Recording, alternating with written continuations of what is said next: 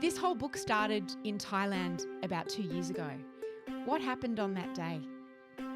So I was in Thailand with my wife and my 6-month-old at the time, who is now 3, which tells you how much of a journey I've been on with this book. But yeah, I was in Thailand on a family holiday, and I committed, I think, the cardinal sin of being on a family holiday, which is you just go on social media and see what's happening back home. Yeah.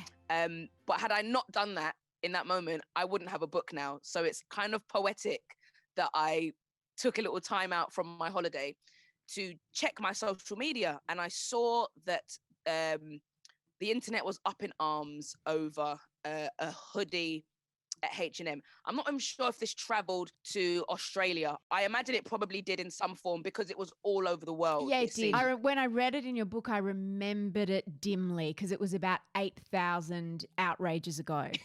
Yeah, this is far back on the old Outrage timeline, although it was only 2 years ago. And there was a mass outrage, wall to wall, over a hoodie that H&M had put on a black boy called Coolest Monkey in the Jungle, and they had a young black boy model in it on their website. And the internet, I sort of refer to the internet as if it's this collective gang, but the internet had decided that this was like not just a misstep, not just something that could be read from the view of is this racism, but that this was over oppression and sort of masquerading on a hoodie. And it was the straw that broke the camel's back for me. There have been so many things that I think aren't deserving of outrage, but the reaction to this hoodie felt so disproportionate to the actual crime, if there even was a crime here, that I kind of felt the need to say something. So I wrote an article for the Guardian newspaper in the UK, basically saying we've gone mad. Like I'm now so exhausted by all the things I'm supposed to be outraged by that I have to just have a sobering moment and write this piece. And so the book was born. It was sort of intended as an article, and it went viral. Lots of people were like, this is how I feel. I too am tired of being angry all the time. And I realized there was a book in it. And here we are now, 2.5 years later, with an actual book. You talked about, you wrote in the book about scanning yourself for some possible outrage when you were reading about it. And almost when you saw that there was this big thing going on and everyone on Twitter was talking about the same thing, and it was all about, cancelling H&M. You've got, you're a woman of colour. You have a son who is a little black boy. You searched yourself for if you could rustle up any outrage, yeah? I think I did. And I think that's something that we often do subconsciously with outrage, because, look, we do, for the most part, we want to be on the right side of morality. So if everyone is angry about something, we're like, all right, so clearly being angry is the correct reaction here. Let me figure out how I too become angry. And I think when the transgression speaks to who you are. So if you're a single mother and somebody says something that is offensive to single mothers, or if you're a vegan and people start banging on about how unnecessary veganism is, you feel as if it's a transgression against what you stand for. You're like, okay, I have to step forward in the name of this cause. So with this being a moment of outrage that was ostensibly offensive to Black people, offensive to Black parents, because it's a children's clothing range, I felt as though I needed to have the same response. I felt as though I was an anomaly by not reacting in a way that meant I was standing with my tribe. And I did. I think my natural reaction was to say, okay, what the hell is wrong with me, and why am I not angry about this? And I think we're often in that position where we're like, shit, I'm not that angry, but I feel as though I'm supposed to be. Yeah. And that's what I think you hit a crossroads at that point. You're like, okay, I'm either going to just figure out a way to feign some offense here, or I'm gonna just stand loudly and proudly in the fact that I'm not going to let this thing trigger me. And I decided to not be triggered. That idea of standing with the tribe and using outrage as a way to badge yourself with a group of people. You talk about the idea of faux rage and outrage as almost being aspirational. Another name for this, I guess, is the virtue effect, virtue signaling. Can you explain what virtue signaling is, and also the choir effect, which is something you write about? Sure. So the virtue signaling is an idea that many people are probably familiar with, which is when you kind of perform the good in you. So rather than being a good person, you become preoccupied with seeming as though you're a good person. And virtue signaling, you often see people that, for example, film themselves bringing lunch to a homeless guy. And it's not enough to just feed the homeless guy. I've got to put a signal out there that shows I'm the kind of person that feeds a homeless guy. And virtue signaling is the kind of the public facing performance of all our good deeds. And it is rife. There's virtue signaling everywhere. And the choir effect is a term I coined while writing the book. It was kind of, I was trying to sum up that collective noise that we make, because often we make these collective judgments that we wouldn't necessarily stand alone and say. So the choir effect is that safety in numbers that we often feel. And the reason I called it the choir effect is because I am one of these people that has actually been in a school choir despite having zero singing ability. But you'd never know, because I'm just one imperceptible voice amongst another 70 kids, right? And that's exactly what we do. We don't have the pressure of the spotlight when we're outraged in numbers. We can kind of just slip in with the choir. It doesn't matter if we don't know all the facts. It doesn't matter if we're not particularly well versed in the subject. We're in with the choir, so we're part of the noise without having to sort of stand out and sing solo. And it's very low risk, isn't it? Because it's not like being a soloist. You're just, part of this group of people that are piling onto a corporation or a person for some misdeed. It is, do you know what? Outrage is incredibly low risk. And I think quite often people kind of make these statements that are aligned with the overall moral tone. And they'll do this as if they're making some grandiose statement and I'm standing for something, but there's no risk in saying what everybody else is saying. You know, there's no real danger of backlash when you are repeating the collective sentiment. And there's a comfort in that. There's a comfort in knowing that what you post is going to get retweets or your blog is going to get shared because you've just found another way to say what everybody else is saying. And that is what creates these pylons. It's lots of people finding different ways to say the same thing. And in the case of H&M and those pajamas or that hoodie, there was a kernel, because there's always a kernel of something in there, isn't there? And at the heart of that, there was, well, if there'd have been more black people in the room, someone might have said, hey, maybe let's not put the black kid in the hoodie with the monkey on it. But in actual fact, there was no one there, which kind of raised questions about inclusion and diversity. But there were real effects for H&M as a result of that, weren't there? There were. And as you say, rightly, look, quite often there's no smoke without at least a little hint at a fire. And I think the H&M issue, what spoke to me was the fact that there's clearly nobody in that marketing meeting that is saying, guys, I know we're not trying to be racist here, but maybe we should put the blonde kid in the monkey hoodie and the black kid in the tiger hoodie just to avoid any racist subtext, right? The fact that there was clearly nobody in the room that either saw that or felt empowered enough to be able to step forward and say that, it speaks to the sort of managerial makeup of the marketing team at H&M, sure. My issue, though, is you're kind of having to search for the issue.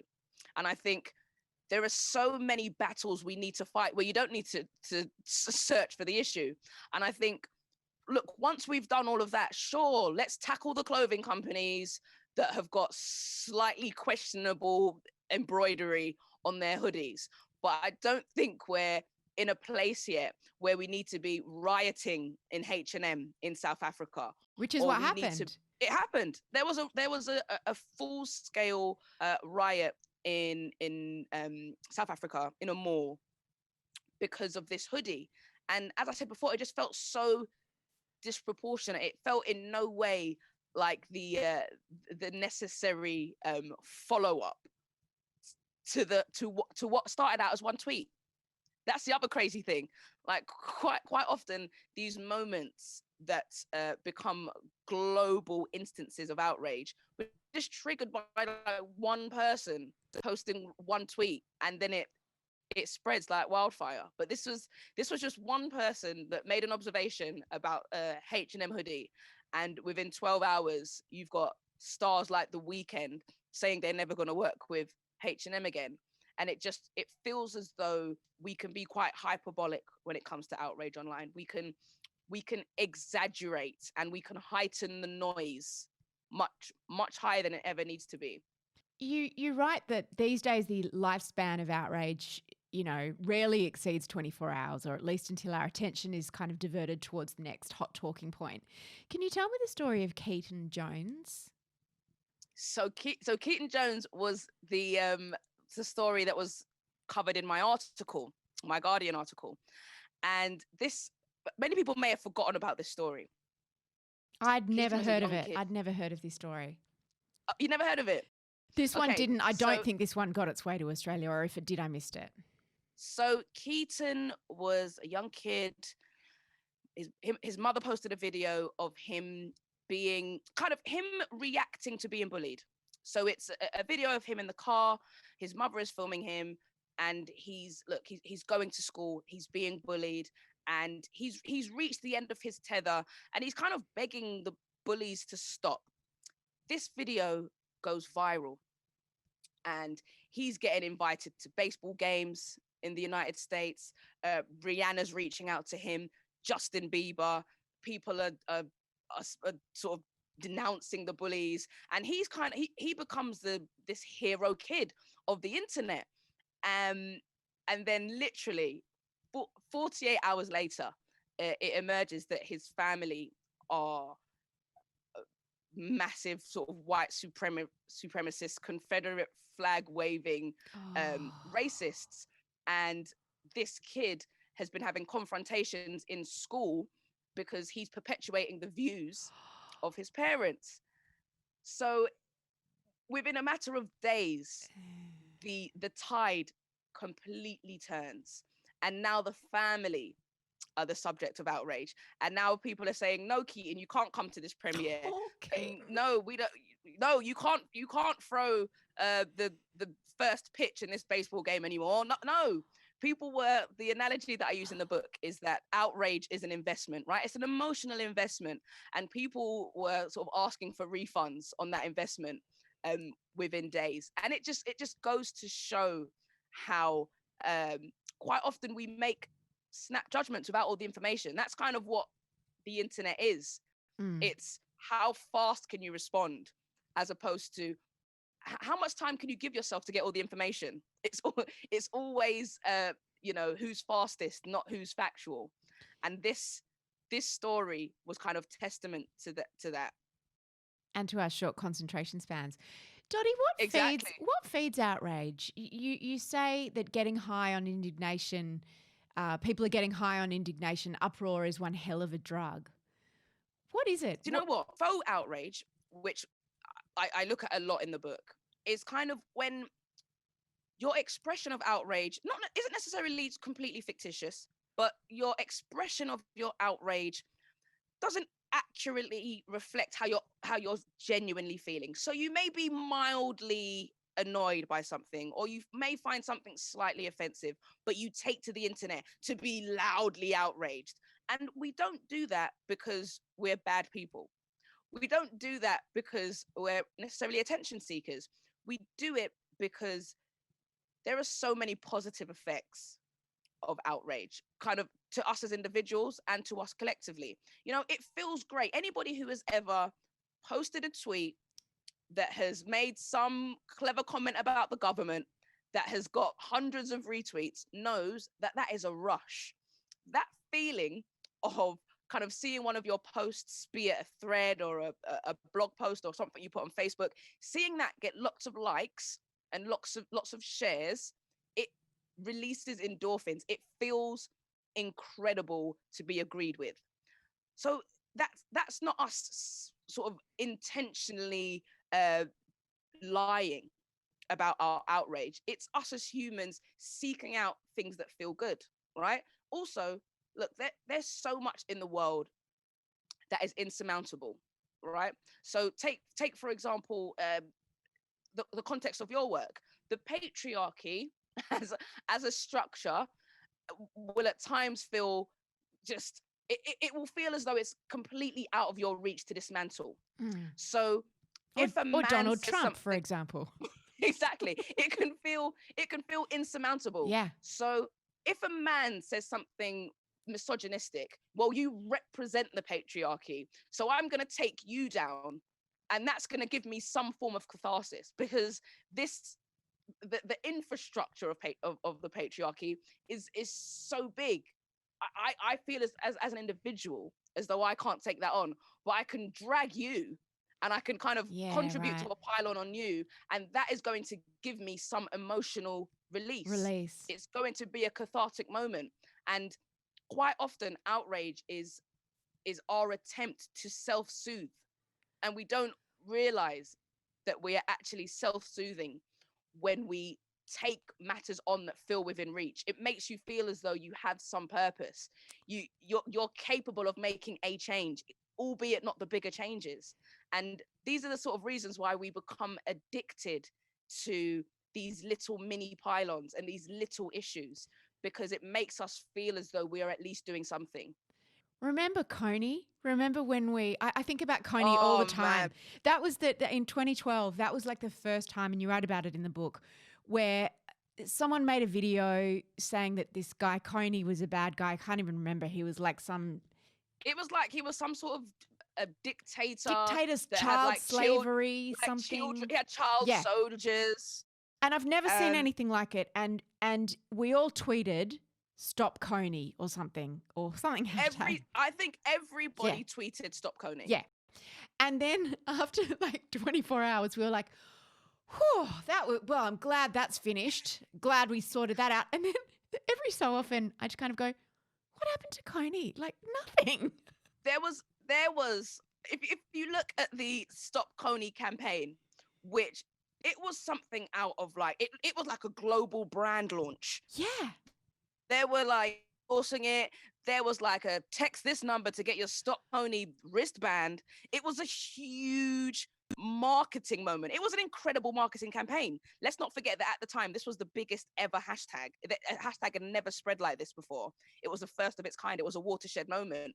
But as you say, within a few days, it died down. And did we stop Coney? No. I have no idea. I don't think so. But we all lost interest because we all felt that by hashtagging it, we had like it had been like we'd been to war, and we'd brought this guy to justice, which is, you talk about Clicktivism versus activism, and the whole premise of your book and the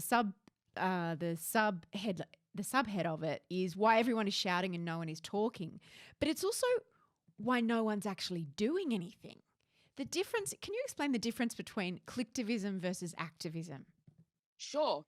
So I'd say Clicktivism is when, look, you want to be active, but you kind of haven't got the energy, right? Clicktivism, for anybody who really likes their sofa, but really wants a better world at the same time, Clicktivism, look into Clicktivism, because I think it's for you, okay? Clicktivism is where you're kind of making all the noises of activism, but you're doing it solely through the internet. And let's be clear, the revolution is not going to happen online. It can start the conversation. It can be a great place to learn. It can trigger movements, but the actual revolution itself isn't happening online. So you can sign all the online petitions you want. You can forward them to all your aunts. You can put all the hashtags in all your tweets. You're a clicktivist. You're not an activist. All right. And my issue with Clicktivism is that the internet is actually a very innovative tool. It's a great way to mobilize the sentiment, right? Because online all it is sentiment, but you can mobilize that and you can move it into the real world. But it's also a huge barrier because it's a tool that allows you to really look like you're doing everything. You can look like you are putting in the world of effort into a cause. Like right now, I could, without leaving my bedroom, sign 15 petitions. I could make a little banner, post that on my Instagram. End Trump now. Could do that. Knock that up with a Sharpie and a bit of cardboard. I could retweet a whole load of activist videos. You could Um, cancel lots of people, lots of companies. done and yeah, and look like I've done a month's worth of great activism work, right? When in reality I probably haven't even got any pants on, and that's the issue with Clicktivism, is that it's quite often it's difficult to see where the work is and isn't being done. So it can really feel as though we're being progressive because it's like, well, I did this and then all my followers shared it.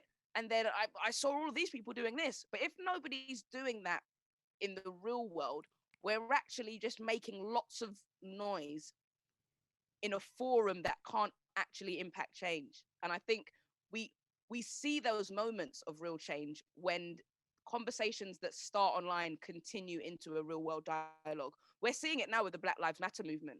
I want to quote you back to you when you talk about collectivism versus activism. You write, before the internet age, activism was truly active. Collectivism wants to be activism, but it can't be asked. Oh, it can't. And it wants to. It wants to. And you say, Outrage doesn't sit on its sofa complaining about how Kim Kardashian culturally appropriated braids. It refuses to give up its seat on the bus in 1950s Alabama. And of course, you're talking about Rosa Parks, who, Sure, yeah, was such an incredible civil rights leader and campaigner. And I want to ask you about that though, because in this Black Lives Matter movement and all the discussions we've been having lately, you and I are talking at the beginning of July after an extraordinary month or so of protests, which will hopefully create real change. One of the things we've been learning about is microaggressions and things like cultural appropriation. And, I hear people say, oh, it doesn't matter that Kim Kardashian wore braids. Who cares? There are more important things to worry about. But where does that sit with microaggressions and understanding that not everything has to be a huge deal? Sometimes small things are important as well. Absolutely. And I think microaggressions or small instances of cultural appropriation with Kim Kardashian, they can be symptomatic of much bigger sort of institutional issues at play, right? I think Kim Kardashian, for example, as an individual, represents the racial bias that would maybe celebrate Kim Kardashian while denouncing like a Zendaya, for example, for doing something completely similar in a fashion sense. But that speaks to the racial bias of the fashion industry as a whole, right? And what I take issue with is when we become so distracted by the leaves that we ignore the tree, right? And look, pulling a leaf off a tree may feel like you're doing something, but until we collectively start to get our axes out and chop down the tree, there will just be another Kim Kardashian. There's Kylie. There actually is another Kim Kardashian in her little sister Kylie, right? And then you're gonna pluck Kylie from the tree, and then True will grow up, and the other Kardashian generation will grow up. You're not addressing the bigger issues. So yes, they absolutely contribute to landscapes, entire cultural landscapes that need to be changed. But I think if we are to effect real change, we need to focus our efforts on the bigger issues. And the Black Lives Matter movement is a great example. So you had the killing of George Floyd, and you had the arrest of the officers. Now, if this was about the leaves, then there would be no need for protests. It's like, great, okay, they've arrested the police officers. Woo, great protest, everybody. Let's go home. They've arrested the officers, but that it's an institutional issue. So until they arrest all of the officers, and until they reform how the police force works, there's still work to be done. So yes, a few what the police department will call a few bad apples is not the issue. It's the tree from which the bad apples fall.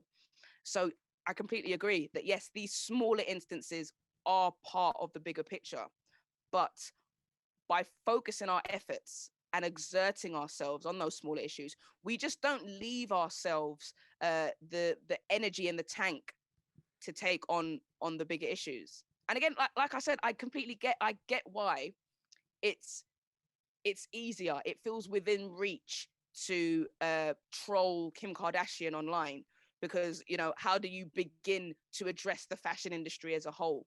But it takes so much emotional effort. Even if we don't realize how much we exert ourselves, being outraged takes its toll. Even if you're one of these people that wakes up every day and you're angry about something different and you feel as though you have got the endurance to take on every issue, I promise you, being perpetually outraged is taking its toll on you. All right. It is tiring you. It is weakening you. It is making you less useful when it comes to other things. Therefore, we need to channel our outrage. This book isn't about not being outraged. This book is saying, yes, be outraged, but be outraged at the right things. And I personally, as somebody who advocates for the progress of Black people, somebody that believes white supremacy needs to be completely and utterly dismantled, I do not have the energy to intellectualize why Kim Kardashian wears a foundation that is 6 shades too dark. It's just not in my realm of things to address, you know? You're right. It said if you stand for nothing, then you'll fall for anything. But surely standing for everything won't get you anywhere either. Martin Luther King Jr. didn't hop from one cause to another. And I love what you say about the leaves versus the tree. So I want to just touch on a couple of the leaves that you cover in your book. Sure. Rachel Dolezal is Yeah. a very big leaf. Can you tell the story for those who've forgotten her? Oh, She's a banana leaf. Yeah. You actually spoke to her. Remind people who she is and why she caused such outrage. Cast your mind back. The year is 2015. There were a lot of man buns. Do you remember? There was that dress. Was it blue and black? Was it gold and white? Do you remember that dress? Well, also in this year was a lady called Rachel Dolezal, who had been pretending to be Black. She was a white lady, although with some pretty convincing fake tan and a curly wig, had convinced everybody in her life that she was in fact Black. She was from Spokane, Washington, and she was outed on the news. Pesky news reporter unraveled her lie and caught her out. And she became a sort of global hate figure overnight for being sort of the face of white supremacy. She was so white that she commandeered Blackness. You know, she wanted to be better at being Black than Black people, was kind of what the consensus was. And she was just the face of cultural appropriation. People were saying, you know, this is blackface on steroids. She's sort of method acting in her blackface.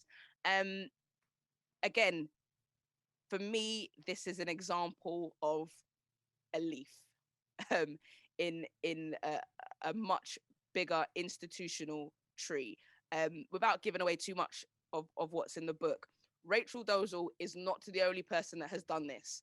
but for some reason, this person caught our attention, and not for a day, mind. We've been speaking, Mia, about how these things sometimes last 24 hours, 48 hours. This lasted months. Yeah. She had a Netflix documentary just last year. I loved that documentary. The Rachel I Divider's a great watched the documentary. shit out of that documentary. So it says a lot that we can kind of pluck this person out of obscurity, because how many of us have been to Spokane, Washington? How many of us would have actually ever met Rachel Dolezal? And she didn't even like profit from what I can understand. I mean, she's a fairly mixed up individual, I think it would be fair to say, but it's not like she was working on the side of Black people. Would that be fair to say? So she was, yes. So she was the president in her region. She was the president of the NAACP, which is sort of the oldest civil rights body that sort of continues to exist. And yes, she was doing lots of positive civil rights work at the time of her sort of public dragging. She was working to shine a light on a massive police brutality case in the city of Spokane.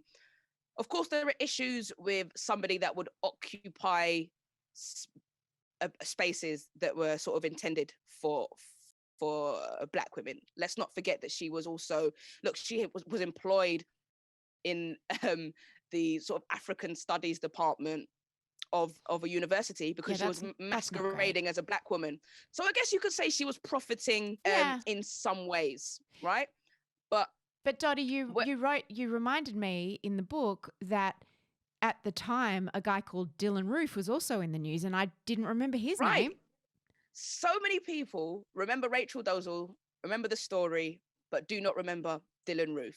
So again, to contextualize, in the space of sort of 4 weeks, you've got Caitlyn Jenner sort of emerges. She has a big Vanity Fair cover. You have Rachel Dolezal, and then you have a man called Dylan Roof. Now, of these three stories, Dylan Roof's name is probably the most unfamiliar to you. But Dylan Roof, a matter of days after we were introduced to Rachel Dolezal, went into a church in Charleston and opened fire on the Black worshippers in that church in a racially motivated hate crime. We do not remember the man that killed in cold blood Black people, but we remember the white lady who was pretending to be Black a matter of days before. To me, that's terrifying, that we exist in a time where outrage has become sport, and therefore there's more mileage in the person that gives you the memes and can give you sort of the comedy content. Like Rachel Dolezal was spoofed on SNL. She became a punchline. She was referenced in songs, and we collectively decided that we would remember her name and forget Dylan Roof's. And that is a big part of the issue with outrage in its current guise, which allows us to become so preoccupied with things that are actually, in the broad context of humanity, truly trivial. Speaking of truly trivial, cards at Target, greeting cards. Yes. This is the leafiest of leaves. This isn't even a banana leaf, is it? This is No. this is a teeny tiny. This is a mint leaf. Yeah.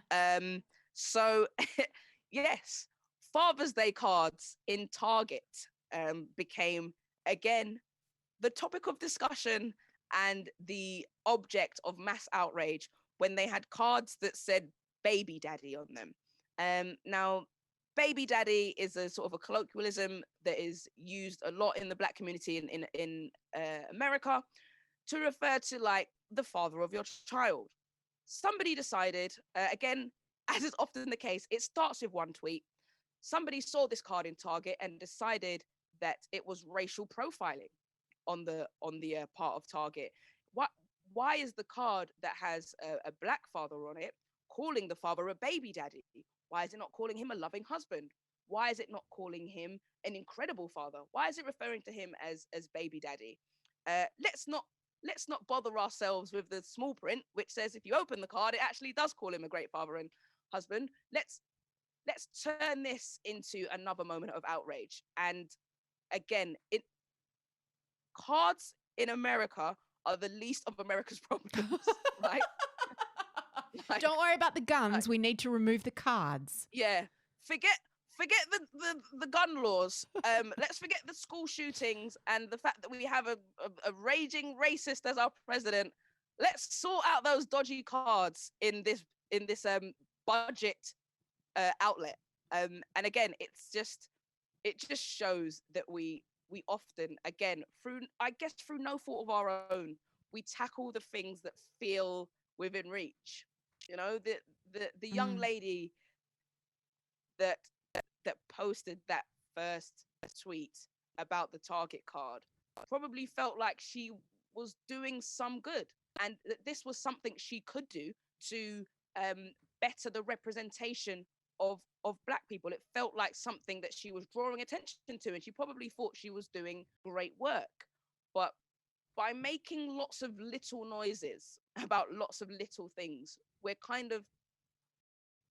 taking the power out of our voice. There's so much power in our voice when we collectively shout about a big thing, as opposed to making lots of little noises about lots of tiny things, which, and the Father's Day card in Target is definitely a tiny thing. I'm sure we can agree. And then the perfect example of that, well, there's two, the Black Lives Matter movement and also #MeToo. Because sometimes Clicktivism can be more than just Clicktivism, and something big can happen. It isn't. It's as I said before, we can use the internet to really mobilize. Like, this is the internet is an incredible vehicle for progress. If the suffragettes had Facebook, can you imagine if they'd had Facebook? We would have cut that time. That mission would have been over in 2 years. Would have been voting a long time ago. Yeah, nobody would have needed to throw themselves in front of a horse if we had, WhatsApp, right? So yes, the internet is an incredible tool. It's about how we use it. Me Too didn't live and die online. The conversations continued in the real world. There were prosecutions. We've seen people like Harvey Weinstein and Bill Cosby held accountable because we didn't allow the hashtag to just die down. We used that as a sort of a catalyst to a moment. And that's where the internet can be a goldmine for change. But we have to ensure that the conversations we begin online become dialogues offline. And I think there's often a disconnect between what we say online and what we do in the real world, which is why I always say to people, look, practice what you post. If we were all practicing what we were posting, the world would be in a completely different place. I see the amount of sort of climate change posts I see. the glaciers are still melting, guys. The glaciers are still melting. So I think there's always more work to be done that doesn't stop at sharing an article or posting a hashtag. It's about then doing the real work offline. Which is the essence of your entire book. Outrage is a finite resource in most of us because you can't be in a state of outrage all the time, right? And the last chapter of your book is called Make Outrage Great Again, which is like a call to... I love it, which is like... it's got such a ring to it. It's such a call to arms to practice what you post, as you say. And you write, in our final frontier, there is still so much to be truly outraged by. There's the gender pay gap, racial bias, police brutality, homophobia, transphobia, misogyny, gun control, and those absolute fuckturds who think climate change is a hoax. So by all means, get angry. Get as angry as you possibly can, but do it with an ambition that extends beyond social media kudos. Because all we are doing is desensitizing a generation and robbing them of their right to be effectively furious. Oh, spoiler alert, by the way, guys. That's the last page. So good. The qualifier you make is curbing your outrage is not about settling for less, because it's not just It's like not. a man saying, just calm down. Just calm down. Which I hate. I hate that. And Never I has a hate woman people ever that calmed down. say, yeah, I hate people that say, oh, calm down. It's not that bad. Oh, and that's not what this book is. This book isn't me trying to subdue your rage, right? Of course we need to be angry. Like, we'd still be in apartheid. There'd still be segregation. There'd possibly still be slavery in mass parts of the world if people did not get outraged. Outrage is incredibly useful, but channel it, channel that outrage. If you look at sort of the forefathers of our outrage, if you look at people that have, or foremothers, people who have sort of really steered us towards progress, they weren't fighting about this, that, and then this on Wednesday, and then jumping about back to this on Monday. Their life work was women's suffrage, or it was the civil rights movement, or it was the ending of apartheid. I'm not saying that you need to dedicate your life to a cause. I'm not saying that we all need to become Nelson Mandelas, right? What I am saying is that you owe it to yourself to be steadfast, to be committed, to be unwavering in what you stand for. Because if you stand for something this week and then something else next week, and then you forget about what you were standing for 6 weeks ago, where's the value in your voice? Why does your voice need to be listened to? This is why politicians are able to sort of evade accountability on so many things, because they sit there safe in the knowledge that it will blow over. Everything blows over because how often are people committed to that cause? How often are they rooted in that issue? Or are we just kind of in this perpetual cycle of mass outrage subsides, oh, then mass outrage about something else, and then outrage subsides? How often are those moments sort of road marked with a change?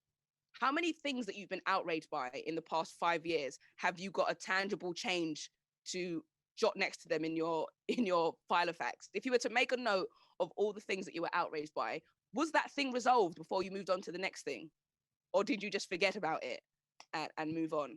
And I think that's what we need to be better at, is at committing ourselves to issues, because there are so many things that deserve our commitment. Just quickly before I let you go, people who traffic in outrage, some people do it for free on Twitter, and there are others like Piers Morgan and Katie Hopkins who might not be familiar to some people who are listening to this. And you interviewed Katie Hopkins in the book. The people who actually make money out of outrage, are we just feeding into are we just feeding that? Falling into their trap? And absolutely. And I call them in the book outrage mongers, who are people that have figured out how to sell you outrage. And they're not saying roll up, come and get your outrage here. It's much more insidious. They are planting seeds of engagement. They say things that make you react. Piers Morgan and Katie Hopkins are very British examples, but every single media industry in every single part of the world has got their Katie Hopkins and their Piers Morgan. Individuals that know how to provoke a reaction. They know what to say to get you to engage. And quite often that means ruffling your feathers. We react to outrage statistically more than we react to any other emotion. So like doomsday news will be shared so much faster than a nice little story about a little old lady who won the lottery and transformed the life of her family. Like that would never be shared the same way as Donald Trump saying let's build a wall. It will not travel in the same way online. People have recognized this algorithm, and they realize that they can create a whole industry. Their business model is hinged on you being outraged. And this isn't just the right. Let's be clear. This isn't just people on the right. There are people on the left who have figured out that the more you're outraged, the more they get booked for TED Talks, the more they get commissioned to write pieces, the more they can rile you up and say, hey, isn't this offensive? The more they can create a media profile for themselves as the savior of all that causes outrage. So sort of on both sides, you've got people profiting from our natural instinct to be outraged, right? And we need to give ourselves more credit for the power we have in what we are outraged by, when we are outraged, how long we choose to be outraged by it. All of these things are within our control, but currently we allow ourselves to be steered by outrage mongers so much more than we even realize. And I think when people realize the currency in their outrage, they realize the value in their voice, we will find that we kind of give birth to a generation of incredible ragers. I'm so hopeful. You know, this book isn't like me saying we're doomed. It's me saying, do you know what? If we follow a few steps, we could live in an incredible world. Dotty, I love you. I love you too, Mia. You're Thank amazing. you so much for reading my book. I not only have I read it, I'm going to buy it for everyone I know. I'm going to shout it from the rooftops. I just think it and you are phenomenal. And you had to be the one that wrote this. This couldn't be written by a white person. This couldn't be written by, you know, someone with privilege. It couldn't, you know. I get that. And I think that's part of why I felt compelled to write this book. You know, quite often we kind of focus on the messenger rather than the message. Yeah. So if, as you say, like a really privileged white man, six bedroom house with acres was saying, guys, do we need to be angry about this? Everyone would be like, sod off. What do you know? You haven't experienced hardship. Yeah. But for me, you know, a Black woman that's gay from a working class background. So I've experienced it, mate, I've experienced it all, from the misogyny to the racism to the homophobia. If I can say, guys, do we need to kind of reassess? I think then you're like, well, if the person that should be offended by everything is saying this, maybe we do need to reassess. So I do hope that by being the mouthpiece to this sobering moment, more people are open to just readdressing their outrage. Because as I say, it's not about being outraged less. It's about being outraged a bit better. More selectively.